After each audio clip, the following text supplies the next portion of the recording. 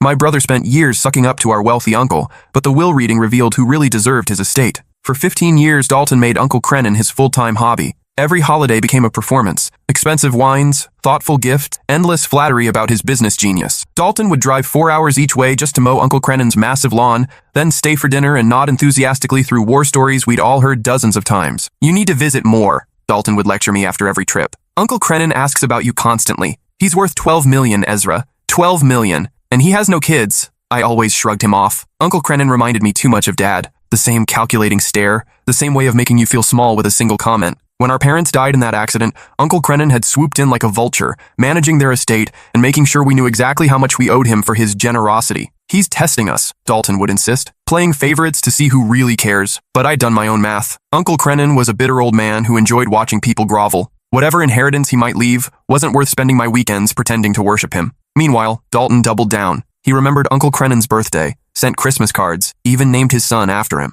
When Uncle Crenan mentioned wanting to try golf, Dalton immediately signed up for lessons. When he complained about his housekeeper, Dalton's wife started cleaning his house weekly. "You're making a huge mistake," Dalton warned me last Christmas. "He talks about updating his will constantly. You think your pride is worth millions?" Last month, Uncle Crenan had a massive heart attack in his sleep. At the funeral, Dalton wore his most expensive suit and delivered a tearful eulogy about losing his mentor and father figure. He spoke about Uncle Crenan's wisdom, his generosity, his irreplaceable guidance. I sat in the back row, watching the performance. The will reading was scheduled for yesterday afternoon. Dalton arrived with a leather portfolio and his accountant, ready to discuss tax implications and estate planning. He'd already researched Uncle Crenan's Porsche and started looking at penthouses downtown. The family lawyer, a stern woman named Ms. Rivera, cleared her throat and began reading from the thick document. "To my nephew Dalton, who spent so many dedicated years visiting me and caring for my needs." Dalton straightened in his chair, practically glowing with anticipation. "I leave my complete collection of vintage fishing lures and tackle boxes, valued at approximately $400. The color drained from Dalton's face completely. "To my nephew Ezra, who maintained his integrity and refused to participate in obvious manipulation." My stomach dropped to the floor. "I leave my entire estate, including all properties, business investments, vehicles, and liquid assets, totaling $11.7 million.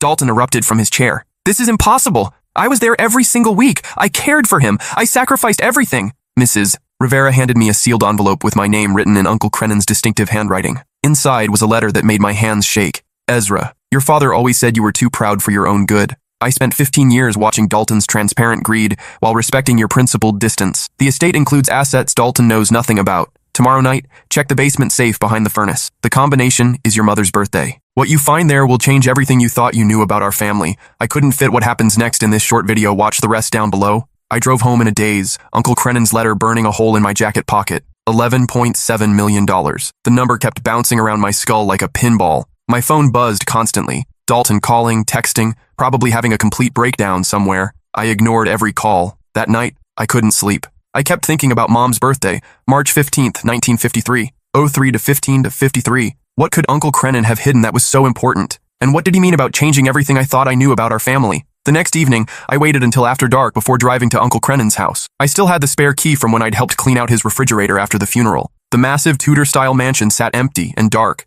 its Gothic windows staring down at me like disapproving eyes. I'd only been in the basement once before, years ago, when Uncle Crenan had asked me to help move some storage boxes. It was a finished space with wood paneling and fluorescent lights that cast everything in an eerie yellow glow. The furnace dominated one corner, a hulking metal beast that had probably been installed sometime in the 1970s. Behind it, just as Uncle Crenan had described, was a wall safe I'd never noticed before. It was painted the same beige color as the paneling, perfectly camouflaged. My hands trembled as I entered Mom's birthday. The lock clicked open. Inside were 3 items: a thick manila folder, a small wooden box, and a VHS tape labeled, "For Ezra. Watch this first." I stared at the VHS tape. Who the hell still owned a VCR? Then I remembered seeing one upstairs in Uncle Crenan's den, probably left over from the 1990s. I grabbed everything and headed back up. The tape was old and scratchy, but the image was clear enough. Uncle Crenan appeared on screen, sitting in his leather chair, looking directly into the camera. He was thin and frail. This had been recorded recently, probably just weeks before his death. "Ezra," his voice crackled through the television speakers. "If you're watching this, then you've inherited more than money. You've inherited the truth." He paused,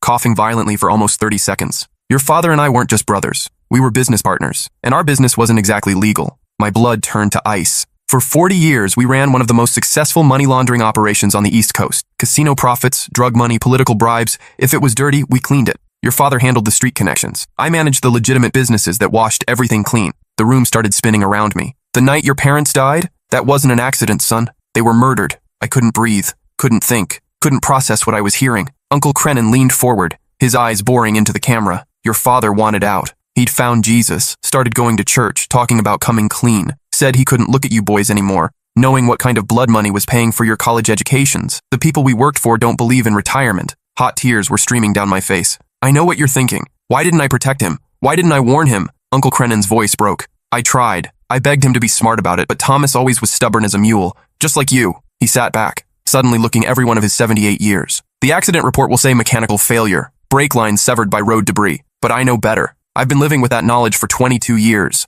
Watching you boys grow up, knowing I could never tell you the truth without putting you in danger. The tape paused for a moment as Uncle Crenan struggled to compose himself. The folder contains evidence, names, dates, financial records, photographs, everything you need to bring down the entire network. The wooden box contains something your father left for you boys, something he made me promise to keep safe until you were old enough to understand. Uncle Crenan stood up, moving closer to the camera. Dalton can never know about any of this. He's weak, Ezra. He'd sell out his own grandmother for the right price. But you're just like Thomas, too damn principled for your own good. That's why I'm trusting you with this. The image flickered as Uncle Crenan adjusted something off camera. You have 3 choices. Take the money and burn everything else. Pretend this conversation never happened. Live your life knowing the truth but doing nothing about it. He held up 2 fingers. Option 2. Go to the FBI. Turn over everything. Watch a dozen crime families crumble. But know that you'll spend the rest of your life looking over your shoulder. These people have long memories and longer reach. A 3rd finger went up. Option 3. Use the evidence strategically. Play the game. Take them down piece by piece from the inside. It's dangerous as hell, but it's the only way to truly win. Uncle Crenan walked back to his chair and sat down heavily. Whatever you choose, know this. I loved your father more than my own life, and I've spent every day since his death trying to figure out how to make things right. This inheritance? It's not just money, son. It's justice. It's revenge. It's everything your father died for. The screen went black. I sat in Uncle Crenan's den for 3 hours, staring at the blank television screen. Then I opened the manila folder. The contents made me physically sick. Photographs of my father shaking hands with men I recognized from newspaper articles about organized crime. Financial statements showing millions of dollars flowing through Uncle Crenan's construction company. Detailed records of bribes paid to judges, police commissioners, city council members. And at the bottom of the pile, a copy of the accident report from the night my parents died. Someone had highlighted a single line in yellow. Preliminary investigation suggests possible mechanical tampering, but conclusive evidence destroyed in subsequent fire. My hands were shaking so badly I could barely open the wooden box. Inside was a letter in my father's handwriting, along with something that made my heart stop. Mom's engagement ring, the one she'd been wearing when they died, the one that should have been buried with her. The letter was dated 3 days before the accident. My dear boys, if you're reading this, then I'm gone, and Crenan has finally found the courage to tell you the truth. I'm sorry. Sorrier than you'll ever know. The money that paid for your baseball uniforms, your school trips, your college applications, all of it came from blood. I told myself I was providing for my family, but I was really just feeding my own greed. I tried to get out. I tried to do the right thing. But some mistakes follow you to the grave and beyond. The engagement ring belongs to you, Ezra. Your mother always said you'd know what to do with it when the time came. She believed you had your grandfather's moral compass, the one that always points toward justice, no matter the cost. Dalton is weak. Protect him from this knowledge. But if you choose to act on what Crenan has told you, know that I'm proud of you. Know that everything I did wrong, you have the chance to make right. Love always, Dad. I held Mom's ring up to the light. It was exactly as I remembered. A simple solitaire diamond that caught the light and threw rainbows across the wall. She used to let me play with it when I was little, fascinated by how something so small could create so much beauty. Now it felt like holding a piece of evidence in my own parents' murder. My phone rang. Dalton. Ezra, what the hell is going on? Ms. Rivera won't return my calls. I'm hiring a lawyer to contest the will. This is insane. Uncle Crenan was clearly suffering from dementia. No rational person would— Stop, I said quietly. Stop what? Stop fighting for what's rightfully mine? I invested 15 years of my life in that relationship. I earned that inheritance. Just stop, Dalton. Something in my voice must have gotten through to him because he went silent. I'll call you tomorrow, I said, and hung up. I spent the next week researching everything in Uncle Crenan's files. The money laundering operation was even more extensive than his tape had suggested. Shell companies, offshore accounts, legitimate businesses used as fronts. It was a sophisticated network that had been operating for decades. More importantly, I discovered it was still operating. Uncle Crenan's death had created a power vacuum. The various crime families were already fighting over his territory, his connections, his businesses. They assumed his secrets had died with him. They were wrong. I made my choice on a Tuesday morning while sitting in my kitchen, drinking coffee and staring at Mom's engagement ring. I called the number Ms. Rivera had given me for Uncle Crenan's estate manager, a guy named Vince Torino who'd been handling the day-to-day operations of the construction company. Mr. Torino, this is Ezra. I think we need to meet. We arranged to meet at a diner 40 miles outside the city, the kind of place where nobody asks questions and the coffee tastes like it was brewed in 1987. Vince was exactly what I'd expected. 6 feet tall, gold chain, expensive suit that couldn't quite hide the shoulder holster underneath his jacket. Kid, he said, sliding into the booth across from me. I gotta be honest. I was surprised when Crennan left everything to you. We all figured it would be your brother. Yeah, well, Uncle Crennan was full of surprises. Vince laughed, but his eyes stayed cold. That he was. So what can I do for you? You want to sell the construction company? I got buyers lined up already. Actually, I want to expand it. That got his attention. Expand how? I leaned forward, lowering my voice. I know what Uncle Crennan's business really involved. I know about the laundering operation, and I know it's been rudderless since he died. Vince's hand moved slightly toward his jacket. That's some serious accusations, kid. Not accusations, facts. I pulled out one of the financial statements from Uncle Crennan's files. This is from 2019. $15 million in cash deposits over 6 months, all structured to avoid federal reporting requirements. The Sanchez family's casino profits, if I'm reading the codes correctly. The color drained from Vince's face. Where did you get this? Uncle Crennan was thorough. He kept records of everything. I put the paper back in my jacket. The question is, do you want to keep working? Or do you want to watch everything fall apart while the families tear each other to pieces? Vince stared at me for a long moment. You're either very smart or very stupid, kid. I can't figure out which. Smart enough to know that chaos is bad for business, and stupid enough to think I can do something about it. He smiled, the first genuine expression I'd seen from him. Crennan always said you were the dangerous one, said Dalton was all flash and no substance, but you were the one who could cut someone's throat while smiling. Uncle Crennan said a lot of things. So what exactly are you proposing? I took a deep breath. This was it, the point of no return. I'm proposing we consolidate everything under new management. My management. Uncle Crennan's network, but modernized. Cleaner, more efficient. Less violence. And what makes you think the families will go along with this? Because the alternative is war. And war is expensive. Vince considered this, drumming his fingers on the Formica table. You realize if you're playing me, if this is some kind of setup, you're a dead man. If I was setting you up, would I be sitting here having this conversation? He laughed again. Fair point. All right, kid. I'll set up some meetings. But understand, these people don't give second chances. You better know what you're doing. I do. I was lying. Over the next month, I met with representatives from 5 different crime families. Each meeting was a delicate dance of implied threats and careful negotiations. I had to project confidence I didn't feel while navigating conversations where one wrong word could get me killed. The breakthrough came during a meeting with Sophia Marcelli, who ran the family's operations after her husband's conviction on federal racketeering charges. She was in her 50s, impeccably dressed, with eyes that could freeze blood. Your uncle was reliable, she said, cutting into her steak with surgical precision. 20 years, never a problem, never a leak. But you're an unknown quantity. Unknown quantities can be advantages, I replied. Nobody sees them coming. She smiled. Ambitious, I like that. But ambition without experience usually ends in bloodshed. I pulled out a folder I'd prepared specifically for this meeting. I've spent the last month studying every aspect of Uncle Crennan's operation. I found inefficiencies, places where money was lost, where risks were unnecessarily high. I have proposals for improvement. Sophia opened the folder and her eyebrows went up. Digital currency integration, cryptocurrency exchanges, blockchain obfuscation. She looked up at me. You understand this technology? Better than Uncle Crennan did. Better than any of his competitors. This was actually true. I'd spent 3 years working in financial technology before Uncle Crennan's death, specializing in digital payment systems. It was knowledge I'd never expected to use for money laundering,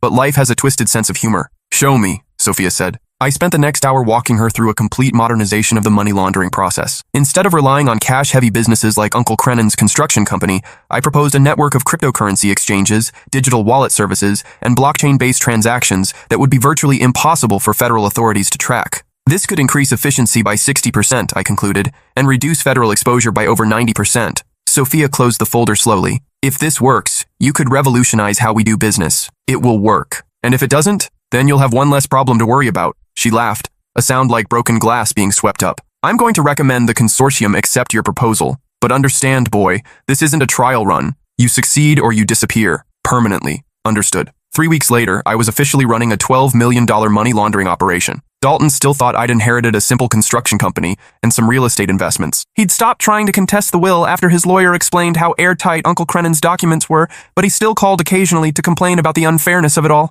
You could at least cut me in as a partner, he whined during one particularly pathetic phone call. I mean, I practically raised Uncle Crennan's kids, if he'd had any. The will was very specific, Dalton. The will was bullshit. You know it and I know it. What I knew was that Dalton was weak, greedy, and exactly the kind of person who would get us both killed if he learned the truth. Uncle Crennan had been right about that, but Uncle Crennan had been wrong about something else. He thought I was like Dad, too principled for my own good. What he didn't understand was that I'd learned different lessons from our parents' death. I wasn't interested in redemption. I wasn't looking for justice. I wanted revenge, and I was playing a much longer game than anyone realized. The modernization project was a massive success. Within 6 months, I'd increased the consortium's money laundering capacity by exactly the 60% I'd promised Sophia, while simultaneously reducing their federal exposure profile to almost nothing. Cash transactions were largely eliminated. Paper trails disappeared into blockchain encryption. Federal investigators found themselves chasing digital ghosts. More importantly, I was building a comprehensive database of every person, every transaction, every crime that passed through my network. Names, dates, amounts, methods, everything. I was creating the most detailed criminal intelligence file in American history,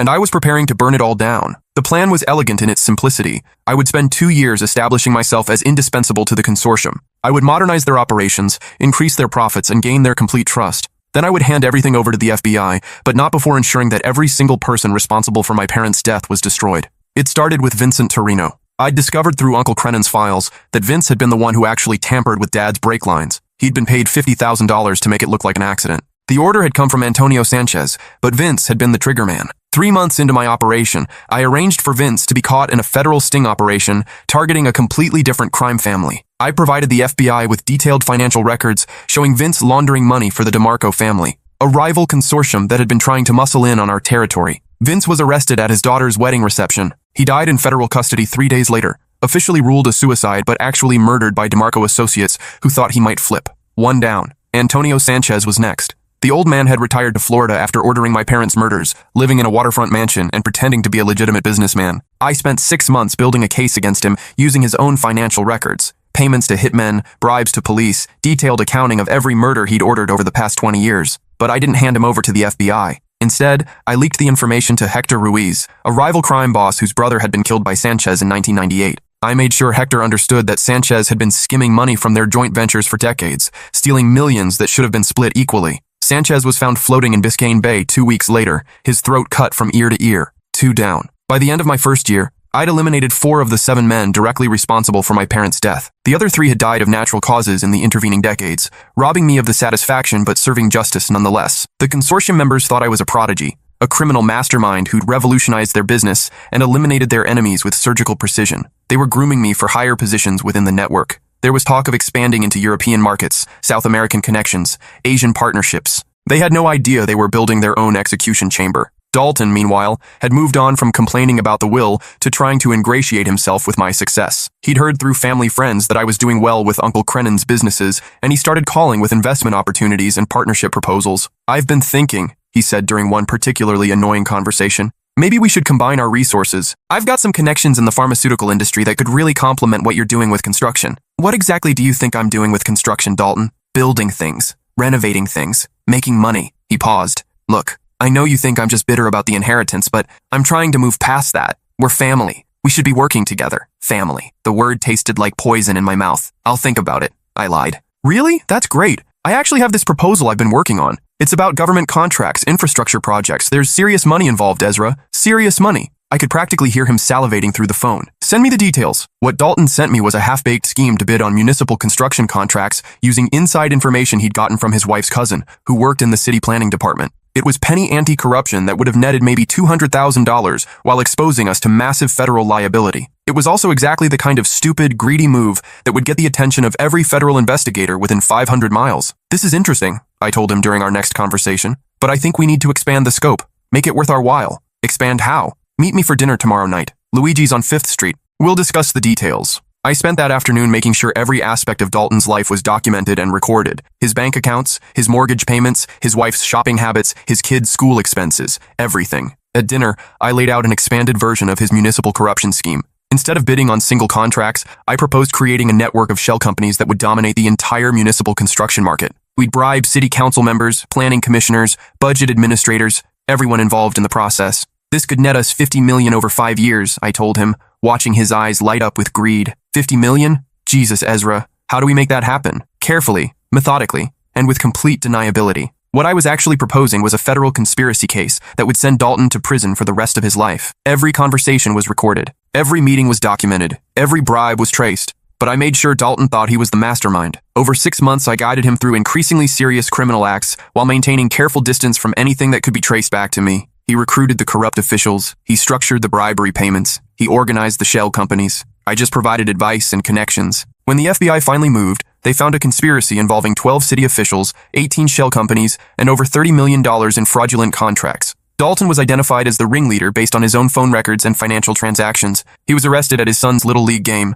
During the perp walk, he kept screaming about how this was all a mistake, how he was just following my advice, how I was the real criminal. But the FBI had no evidence connecting me to any of it. As far as they could tell, I was a legitimate businessman who'd been manipulated by my greedy brother. "Ezra!" Dalton shouted as they loaded him into the federal transport vehicle. "You did this to me! You set me up!" I watched from across the parking lot, wearing sunglasses and a baseball cap. Our eyes met for just a moment. I smiled. Dalton got 25 years in federal prison. His wife divorced him within 6 months. His kids changed their last names. His house was seized as proceeds of criminal activity. 3 down. With Dalton destroyed and the original murderers eliminated, I was ready for the final phase of my plan. I'd spent 2 years building the most detailed criminal intelligence database in American history. I had financial records, communication intercepts, photographic evidence, and personal testimony that could destroy every major crime family on the East Coast. I also had Mom's engagement ring, which I'd been carrying in my pocket every day for 2 years. The ring that was supposed to point me toward justice. The ring that had instead pointed me toward something much darker. I met with FBI Special Agent Caroline Henley on a Tuesday morning in March, exactly 24 years after my parents' death. Agent Henley was a specialist in organized crime investigations, with a reputation for building airtight cases against impossible targets. "Mr. Morrison," she said, shaking my hand in the parking garage where we'd arranged to meet. "I understand you have information about criminal activities. More than information. I have evidence, names, dates, financial records, recordings, everything you need to prosecute the largest organized crime network in American history." Her eyes narrowed. "What kind of evidence?" I handed her a single file folder containing just a fraction of what I'd collected. Sample documentation, financial records showing money laundering operations totaling over $2 billion, communication intercepts proving conspiracy charges against 47 individuals, photographic evidence of murders, extortion, and political corruption spanning 6 states. Agent Henley opened the folder and her mouth fell open. "How did you obtain this information? Does it matter?" "It matters if we want to use it in court." I pulled out my phone and showed her a video recording. Me, sitting in Uncle Crennan's den 2 years earlier, discovering the safe behind the furnace. My uncle left me information about criminal activities he'd been forced to participate in.